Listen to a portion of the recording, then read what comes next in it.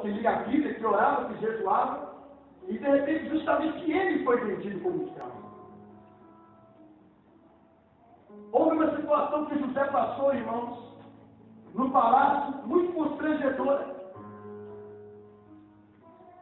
Mas muito constrangedora. A mulher de Potifar chega para José e o atenta, o quer. Segundo, arranca até as suas vestes. Se ela arranca as suas vestes, ela tentou abraçar José. E o que diz a palavra? Que José saiu correndo. Mas sabe o que acontece, irmãos? Assim como Satanás faz nos dias de hoje, ele sempre fez. Ela pegou aquelas vestes, chegou para o marido e falou: olha, José tentou me agarrar, olha aqui, tirou a roupa perante mim. Ela que tirou a roupa do homem e fala que José que tirou a roupa. O que acontece com José? O prendem. Prendem ele, mas irmãos, o Senhor em terceiro lugar está no controle da história. Diga comigo assim: o Senhor está no controle da história. Passou-se os anos e José, irmãos, governou no Egito. José teve direção no Egito. E acima dele só Faraó. Porque Deus está no controle da história. Em Gálatas 4, versículo 4, aquele que quiser abrir, ou se Gálatas 4, eu vou ser mais rápido aqui, Gálatas 4, versículo 4, diz assim: mas vindo a plenitude dos tempos, diga comigo, a plenitude dos tempos, Deus enviou seu filho nascido de mulher e nascido sob a lei. Ou seja, o Senhor está no controle da história. O Senhor Jesus, ele veio nem antes e nem depois. Ele veio na plenitude do tempo de Deus. Ou seja, Deus está no controle da história. Aí você pode se perguntar: olha, eu já era para ser isso e ainda não sou. Eu já era para ser formado e ainda não sou. Eu já era para ter avançado e ainda não avancei. O Senhor está no controle da sua história. O Senhor conhece todo o seu caminhar, toda a sua passagem. Ele sabe muito bem as suas fraquezas, os seus limites e até onde você pode ir. Ele sabe muito bem aquilo que você pode fazer por ele. Ele sabe muito bem porque ele te colocou nessa igreja. Ele sabe muito bem porque você está nessa nação. Ele sabe muito bem porque você é português, porque você é brasileiro. Ele sabe muito bem. Ele está no comando da história. Aleluia. Para ele não existe um relógio atrasado ou adiantado. Para ele é certeiro. Jesus veio nem antes e nem depois. Há muitas pessoas que estão assustadas nesses dias, ou que vêm ocorrendo sobre o mundo, com as coisas que têm acontecido. Mas diga assim: eu cristão, não me assusto, porque eu sei que isso é bíblico. Há muitos que estão assustados. Irmãos, o palco está realmente armado. Só não quer ver, só não vê quem não quer. Hoje na escola bíblica dominical é uma pena que você não veio, porque eu te dou uma dica, amado. Lidere mais o seu tempo para o Senhor. Lidere mais o seu tempo ao Senhor. Resista um pouco a sua cama e venha. E a escola dominical hoje foi linda. E entramos em um assunto profundo. Irmãos, sabemos que os Estados Unidos é a última aliança que Israel tem nessa terra. É a última. Não terá mais. É a última. Os Estados Unidos hoje é o ponto principal de equilíbrio.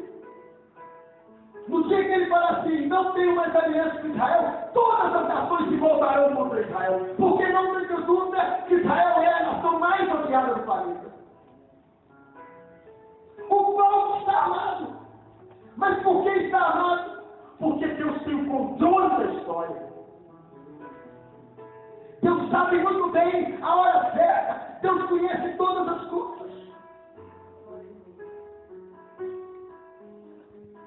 Escute o que eu quero dizer, irmãos. Lá no princípio eu disse aqui que aquele que controla não quer dizer que ele manipula, mas ele intervém. Você pode construir a sua história. Deus permite que o homem construa história. Amém, irmãos? Deus permite que o homem construa história. Que ele já projetou antes mesmo do homem ter nascido. Quantos creem, diga amém? Amém.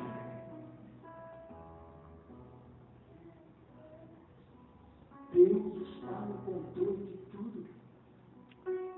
Em paz, Ele controla a sua vida. Vamos falar forte? Ele controla a sua vida. E é muito interessante isso. Eu vejo que muitas pessoas desistem com muita facilidade.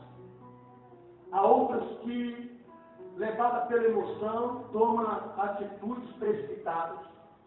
Há muitos que passam, irmãos, os carros na frente dos bois, sem orientação de Deus, sem oração, sem propósito, sem que Deus realmente esteja no negócio. E aí lá na frente a pessoa se depara com o desânimo, a tristeza, a resistência. Escute, irmãos, Deus, Ele controla a nossa vida. Assim como Ele controla o universo, a história, o mundo espiritual, o teu reino, o reino de Satanás, Ele controla a sua e a minha vida. E muitas das vezes nós achamos assim: por que eu não gravei ainda o CD? Por que ainda não estou na equipe de louvor? Por que eu ainda não estou pregando? Por que eu ainda não tive o meu carro? Por que eu ainda não tive a minha casa? Por que a minha vida espiritual é tão fraca? Deus está no controle. Pastor, antes, quando eu vi esse texto, nós conversávamos muito lá em casa sobre o profeta da morte, né, querido? O profeta da morte, ele é assim. A igreja vai fechar, hein? A igreja vai fechar. Sai daquela e vai para outra. O profeta da morte diz: você não vai conseguir, não. Você não vai avançar, não. Sabe o que Deus me deu um sonho, pastor Anjo, esta semana? Irmãos, eu estou tão radiante. Eu nunca tive uma visão tão forte. Deus falou comigo: olha, no ventre de sua mãe, eu já te projetei. Quando você era adolescente, já o conhecia. Quando jovem, já sabia quem tu eras.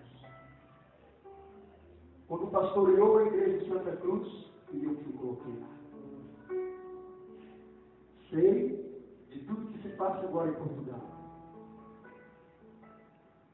Mas tu é um filho da promessa. Você é a segunda geração de teu pai. Você vai ver. Eu já estou na história. Ouviu já? Deus, Ele sabe muito bem da minha e da sua vida. Até mesmo antes de você existir. Quer ver uma coisa? Abra lá o livro de Salmos. Vamos um pouco em Salmos.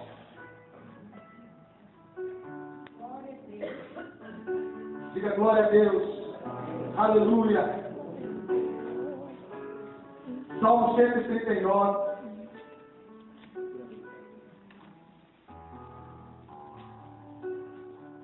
Salmo 139, versículo 16, diz assim: os teus olhos viram o meu corpo ainda informe, e no teu livro todas as coisas foram escritas, as quais não sendo dia de formar, quando nem ainda uma delas